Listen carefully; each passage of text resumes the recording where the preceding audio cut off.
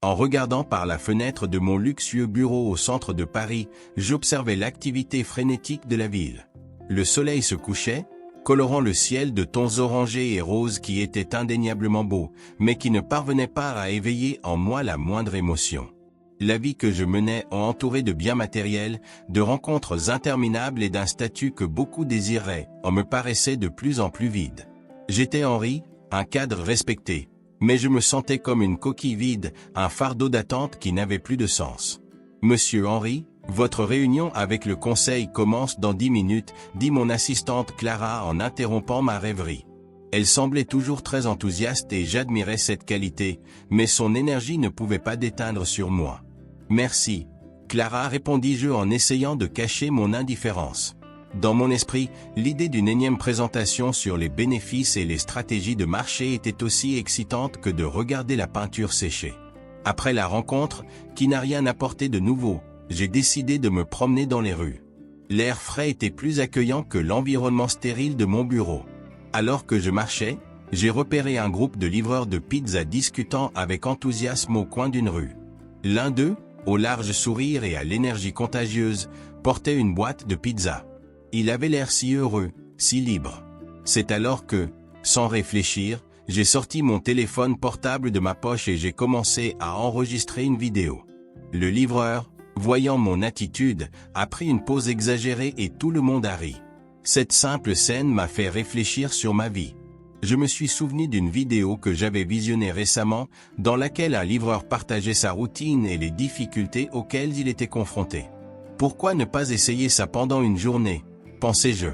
L'idée de me déguiser en livreur de pizza semblait absurde, mais en même temps excitante. Que avais-je à perdre? Que pourrais-je apprendre? Ayant décidé, je me suis rendu dans une pizzeria locale et, après quelques heures de nervosité et d'hésitation, j'ai réussi à m'inscrire pour travailler comme livreur. Le sentiment d'être sur le point d'entrer dans un monde si différent du mien était à la fois terrifiant et exaltant. Le lendemain a été plein de défis, mais je ne savais pas que cela changerait ma vie pour toujours.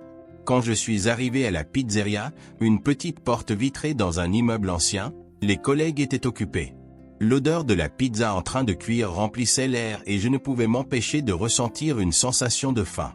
Dès que je me suis présenté, ils se sont tournés vers moi, certains riant, d'autres me lançant des regards curieux. « Regardez, un cadre avec une cravate a décidé de nous rejoindre », a plaisanté l'un des livreurs, un jeune homme aux cheveux ébouriffés prénommé Lucas. « Ouais, je veux juste comprendre la vie telle que tu la vis », répondis-je en essayant de rire. Mais la vérité était que je me sentais comme un poisson hors de l'eau. Cette atmosphère détendue, pleine de plaisanteries et de farces, m'était étrange.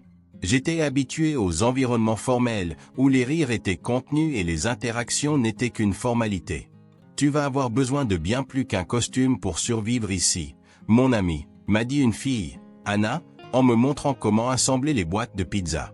Son ton était amical, mais le message était clair. Ici, nous sommes comme une famille. Si tu ne participes pas à la danse, ça va être difficile. La tension que je ressentais était palpable. Ce n'était pas ma zone de confort. Pendant qu'il riait et s'amusait, je me sentais comme un intrus.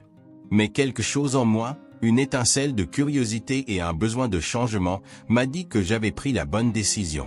La vie que je menais s'avérait insatisfaisante et, qui sait, en me mettant à leur place, j'ai pu trouver les réponses que je cherchais. Alice Henry. C'est l'heure de faire quelques livraisons. Cria Lucas. Interrompent mes pensées. Avec un sourire nerveux, j'ai suivi mes collègues, prêts à découvrir ce que la journée me réservait. Ce que je ne savais pas, c'est que dans quelques heures seulement, je découvrirais une vérité qui changerait ma vie pour toujours. La première livraison a sans aucun doute été un défi inattendu. En sortant de la pizzeria, j'ai eu un peu d'appréhension. L'uniforme de livreur était une tenue que je n'aurais jamais imaginé porter, et l'idée d'entrer dans un quartier modeste était un concept très éloigné de mon style de vie habituel. Quand je suis arrivé à l'adresse, un petit bâtiment en briques délabré, mon cœur s'est accéléré. J'ai frappé à la porte et, après quelques secondes, une femme à l'air fatigué m'a ouverte. Son expression était un mélange de surprise et de besoin. « Salut, c'est moi, le livreur de pizza », dit-il en essayant d'avoir l'air confiant. Elle m'a regardé pendant un moment, comme pour évaluer si j'étais vraiment celui que je disais être. Puis, un sourire timide apparut sur son visage. « Merci. J command un gros pepperoni non ?» demanda-t-il en ramassant la pizza avec des mains tremblantes. « Oui, c'est vrai, répondis-je en lui tendant la boîte. Sur un coup de tête, j'ai ajouté « J'espère que c'est délicieux. » Elle a regardé la boîte puis moi, comme si les mots que j'avais prononcés pouvaient d'une manière ou d'une autre déplacer le poids de la réalité qui l'entourait. « Vous êtes très gentil. » Avec un tremblement dans la voix, elle le remercia. « Je ne sais pas comment je pourrais payer. Cette pizza est un cadeau. » La gratitude dans ses yeux m'a frappé comme un coup de poing dans le ventre. Ce que j'y ai vu n'était pas qu'une simple livraison. C'était un aperçu du combat quotidien de quelqu'un qui, comme beaucoup d'autres, luttait pour survivre. Moi qui avais toujours été entouré de luxe et de confort, j'étais maintenant en présence d'une femme qui, bien sûr, n'avait aucune garantie le lendemain. « Ne t'inquiète pas pour ça, c'est offert » répondis-je en essayant de cacher l'émotion qui commençait à monter dans ma poitrine. Mais d'une manière ou d'une autre, je savais que cette phrase n'était pas qu'une formalité. Elle sourit encore et, avant de fermer la porte, dit « Que Dieu te bénisse, mon garçon. Vous avez apporté un peu de joie à ma journée. » J'ai senti une boule dans ma gorge alors que je m'éloignais. La rencontre m'a fait réfléchir sur ma propre vie, sur tout ce que je tenais pour acquis. Quel était mon bonheur face à la réalité de cette femme? Des questions ont commencé à bouillonner en moi, mais j'avais encore d'autres livraisons à faire. La journée ne faisait que commencer. Au cours des heures suivantes, j'ai effectué plusieurs livraisons, toutes plus révélatrices les unes que les autres. Dans l'une d'elles, j'ai rencontré Kevin, un jeune rêveur qui travaillait également comme livreur. Il avait une attitude contagieuse, une étincelle dans les yeux qui montrait sa passion pour la vie. Alors que nous attendions ensemble une commande, il a commencé à partager ses rêves. « Je veux devenir chef » dit-il, son visage s'éclairant. « J'économise chaque centime que je gagne pour pouvoir étudier la cuisine. Vous n'avez aucune idée de ce que ce serait pour moi. C'est incroyable, Kevin !» s'exclama-t-elle, ressentant une envie de l'encourager. « Et qu'est-ce qui vous pousse à avancer ?»« Ma mère, répondit-il avec un sourire. Elle a toujours fait de son mieux pour nous, même avec si peu. Je veux redonner, je veux préparer des plats qui rendent les gens heureux. » Sa détermination était contagieuse et pendant un instant, je me suis retrouvé à réfléchir à ce que signifiait réellement trouver un but dans la vie. Pendant que Kevin parlait, j'ai réalisé que j'avais passé des années dans un monde de chiffres et de profits, sans jamais réfléchir à la façon dont je pouvais avoir un impact positif sur les gens. Tout au long de la journée, chaque livraison est devenue une nouvelle leçon. Les récits de vie des personnes que j'ai rencontrées m'ont laissé perplexe. Une mère célibataire qui essayait de subvenir aux besoins de ses 2 enfants avec le salaire minimum, un couple de personnes âgées qui partageaient une pizza un jour de pluie et un jeune artiste qui rêvait d'exposer ses œuvres dans une galerie. Chacun d'eux avait une histoire qui pourrait facilement mettre ma vie en perspective.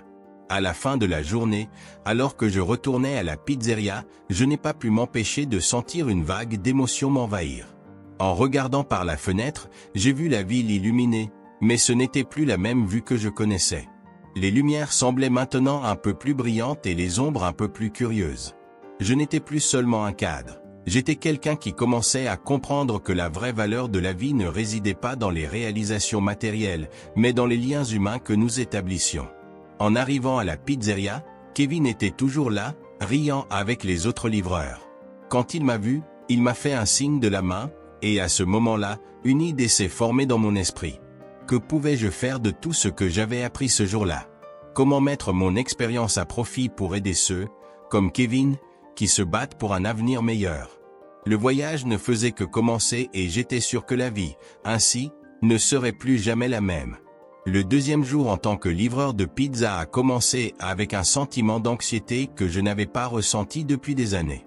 Le soleil se levait sur Paris, illuminant les rues d'une lueur dorée, mais, pour moi, la lumière me paraissait plus intense au milieu de l'obscurité que je sentais dans mon âme. En enfilant mon uniforme de pizzeria, je me suis rappelé comment la veille je m'étais senti hors de ma zone de confort. Qui aurait cru qu'un simple travail de livraison pouvait me faire remettre en question tant de choses? J'ai été affecté à un livreur dans un quartier que je connaissais mal, un quartier qui contrastait avec le cadre luxueux que j'avais l'habitude de fréquenter. En arrivant à destination, j'ai réalisé que la maison n'était pas seulement petite, il était visiblement usé. Le client, un homme d'âge moyen, a quitté la maison avec une expression qui semblait mêlée de colère et de frustration. « Tu as mis trop de temps !» a-t-il crié, avant même que j'aie eu la chance de le saluer. J'avais la pizza entre les mains, prête à la livrer, mais sa réaction m'a arrêté. « Désolé, monsieur. La circulation était mauvaise », tentai-je de justifier, me rappelant que je n'étais plus dans une salle de réunion où mon pouvoir de persuasion était respecté. Ici, je n'étais qu'un livreur, et ça me rendait impuissant.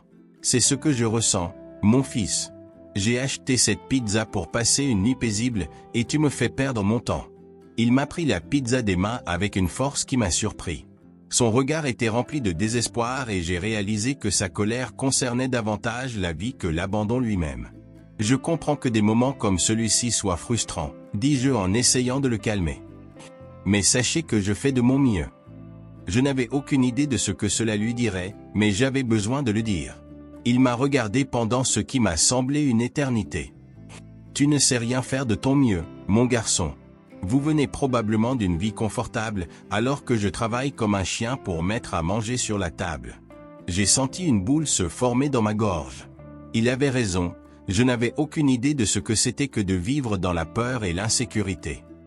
Je suis là pour aider, murmurai-je, essayant de trouver un lien.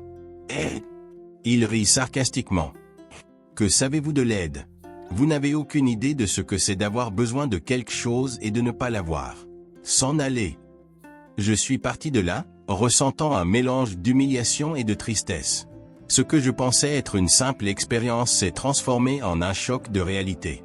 En retournant à la pizzeria, la vérité sur ce qui venait de se passer m'a frappé comme un éclair. J'étais entouré de gens qui luttaient tous les jours, et moi, dans ma bulle de confort, je n'avais jamais pris cela pour acquis. À mon retour, j'ai retrouvé Kevin en cuisine. Il coupait des ingrédients et ne semblait pas remarquer mon humeur. « Et, Henry, comment s'est passée la livraison ?»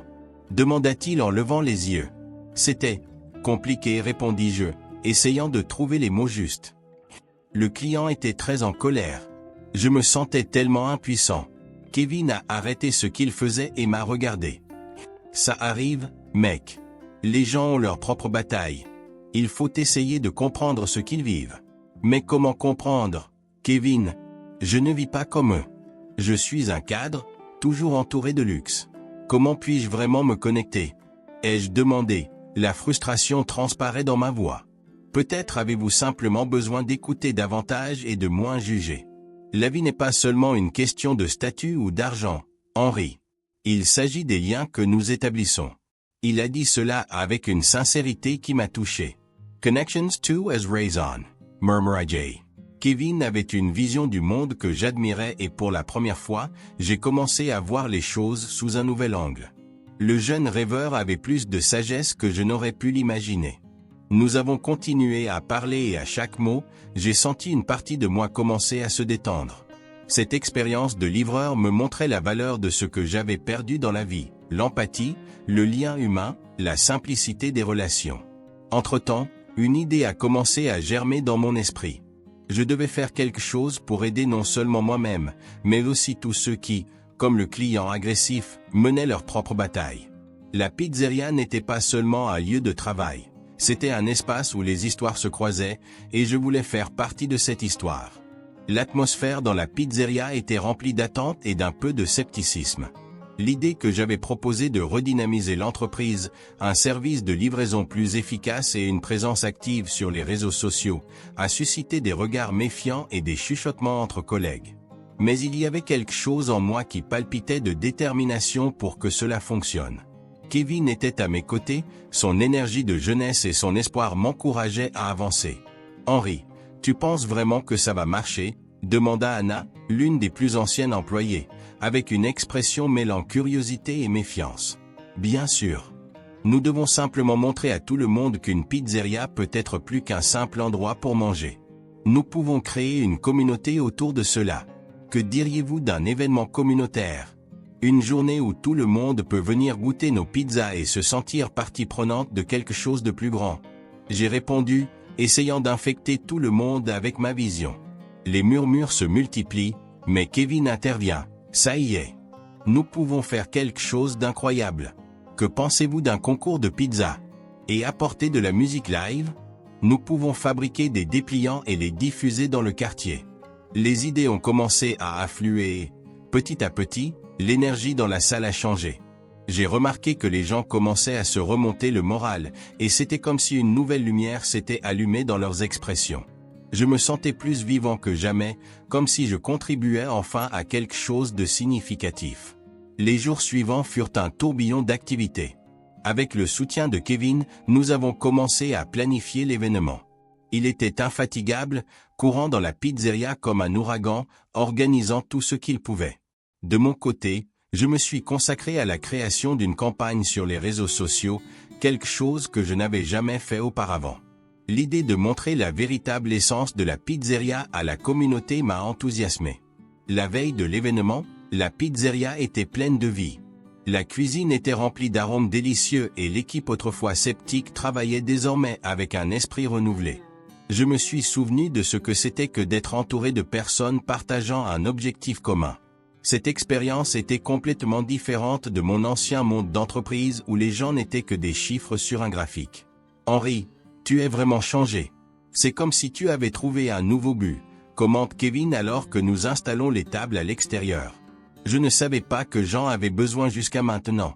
Je commence à comprendre que le succès n'est pas seulement une question d'argent ou de statut. Il s'agit des gens, des liens que nous établissons, ai-je avoué, ressentant une vague de gratitude d'avoir rencontré ce garçon rêveur. Le jour de l'événement est arrivé et, à ma grande surprise, la pizzeria était pleine à craquer. Famille, jeunes, enfants, tout le monde était là, riant, discutant et dégustant nos pizzas. J'ai regardé autour de moi et j'ai senti mon cœur battre plus vite. C'était un moment magique. Kevin était attablé, jonglant avec les pizzas, suscitant rires et applaudissements du public. Mais, au milieu de la fête, j'ai vu le propriétaire de la pizzeria, un homme amer et fermé, qui regardait de loin. Son visage était un masque de mécontentement. Lorsque la nuit toucha à sa fin et que la joie fut à son comble, il décida de se rapprocher. Cela ne peut pas continuer ainsi. Ce n'est pas comme ça qu'on fait des affaires, dit-il d'une voix sévère, ses mots traversant l'air festif. Mais monsieur, regardez tous ces gens. Ils sont ici parce que nous créons quelque chose de spécial, ai-je argumenté, essayant de transmettre mon enthousiasme. Il secoua la tête, le regard fixé sur moi. Vous ne comprenez pas. C'est juste une diversion. Ce qui compte, ce sont les ventes et les bénéfices. Et si nous pouvions avoir les deux? Nous pouvons avoir une entreprise prospère tout en étant un élément essentiel de la communauté. Ce que nous faisons ici aujourd'hui le prouve. Répondis-je, ressentant un élan de courage. Mais son expression n'a pas changé. Il s'est retourné et s'est éloigné, et j'ai réalisé que, malgré tout le succès de l'événement, il restait encore un long chemin à parcourir.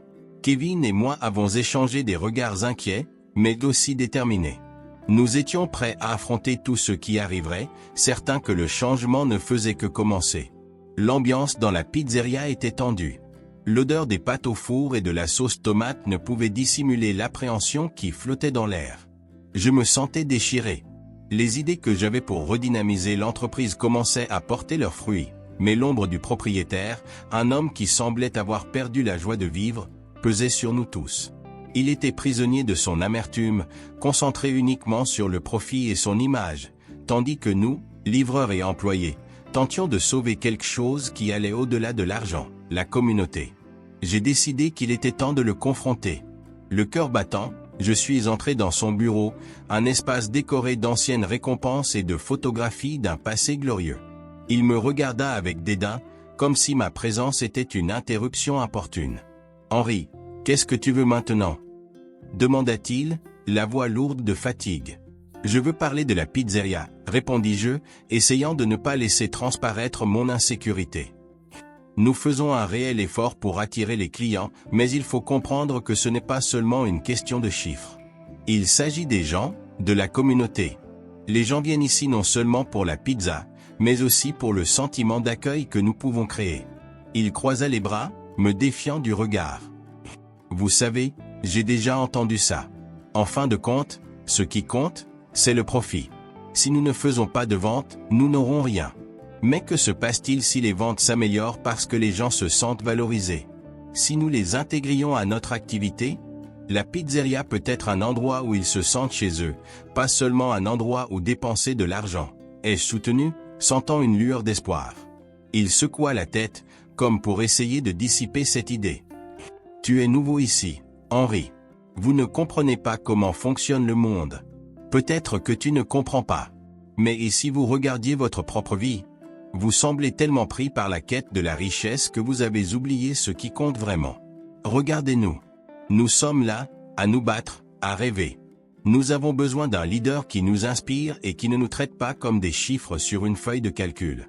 La conversation s'est poursuivie, mais j'ai réalisé que, malgré tous mes efforts, quelque chose l'empêchait toujours de voir la vérité qui était devant lui. C'était un homme qui s'était enfermé dans un cocon d'amertume, et toute tentative de l'ouvrir semblait vaine. J'ai quitté son bureau découragé, mais pas vaincu. J'ai regardé Kevin, qui était dans la cuisine, et il a vu la frustration sur mon visage. « Crois-tu, Henry? Ce qui s'est passé ?» demanda-t-il en s'essuyant les mains avec la serviette. « Il n'est pas ouvert au changement. Tu es tellement absorbé par ta propre vision que tu ne peux pas percevoir ce qui se passe réellement autour de nous, répondis-je, sentant la tristesse s'installer dans ma poitrine. Kevin Sapira. Parfois, les gens ont besoin d'un coup de pouce. Que pouvons-nous faire pour vous aider à voir la lumière? Je ne sais pas, Kevin. Nous allons simplement continuer à travailler dur. Nous devons faire de notre mieux, même s'ils ne le voient pas. Si nous parvenons à créer un lien avec les clients, cela fera peut-être une différence à long terme, dis-je, déterminé. Les heures passaient et de nouvelles livraisons apparaissaient, mais le poids de la conversation avec le propriétaire me dérangeait toujours. Une nouvelle livraison m'a conduit dans une maison que j'ai reconnue.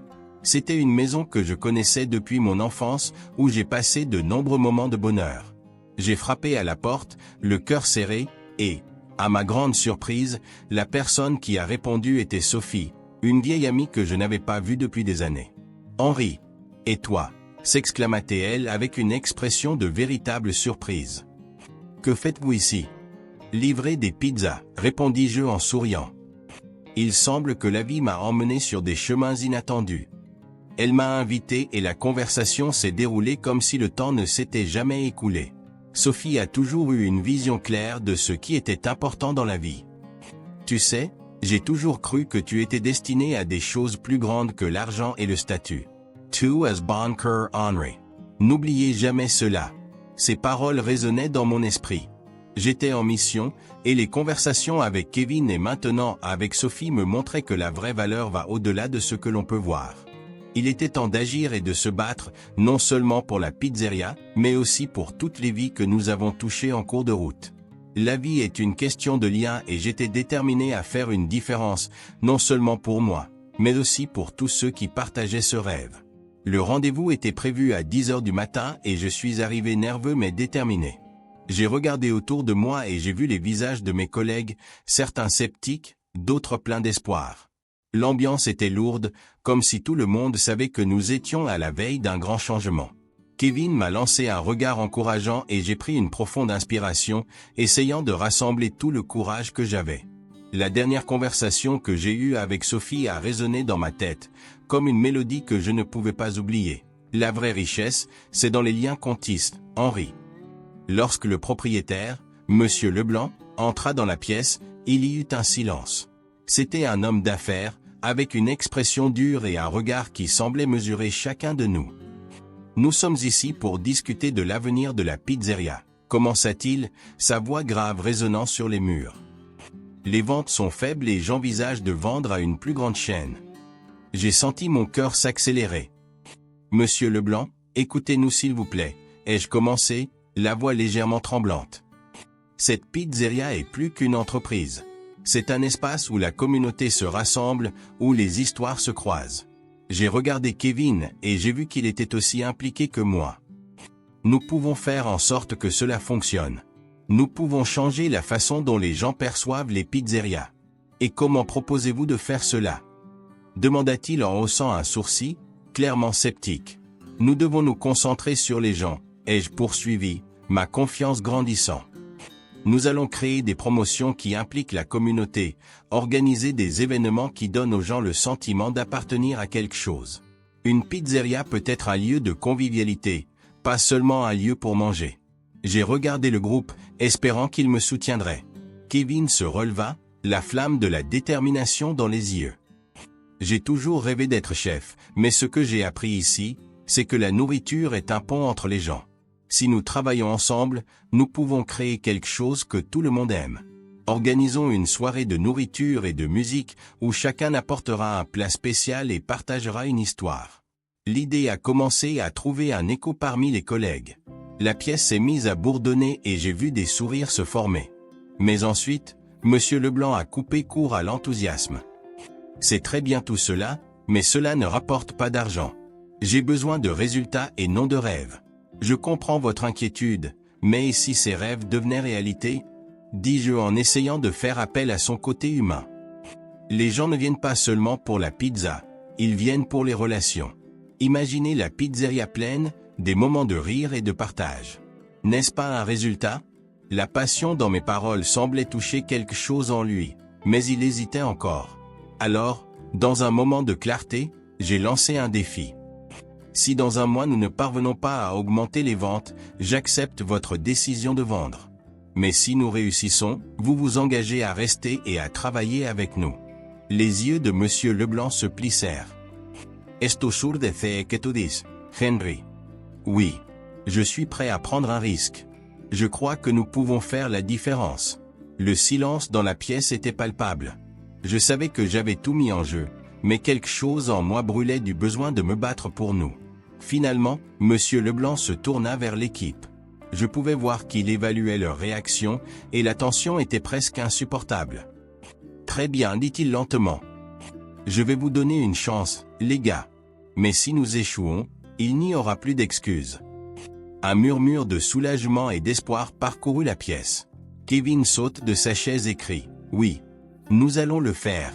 J'ai souri, ressentant une montée d'émotion. Le climat avait complètement changé. À ce moment-là, j'ai réalisé que nous menions ce combat ensemble et que, plus que tout, nous formions une communauté. Monsieur Leblanc, bien que toujours sceptique, semblait avoir été ému par la détermination qui émanait de nous. À la fin de la réunion, j'ai regardé Kevin et les autres. Nous avons un travail à faire, dis-je. Montrons à tout le monde ce que la vraie pizza peut faire. Et pour la première fois depuis longtemps, j'avais l'impression d'être sur la bonne voie, pas seulement en quête de succès, mais de quelque chose de bien plus profond, l'appartenance et la connexion. La vie, après tout, était faite de moments et de personnes, et j'étais enfin prête à l'accepter.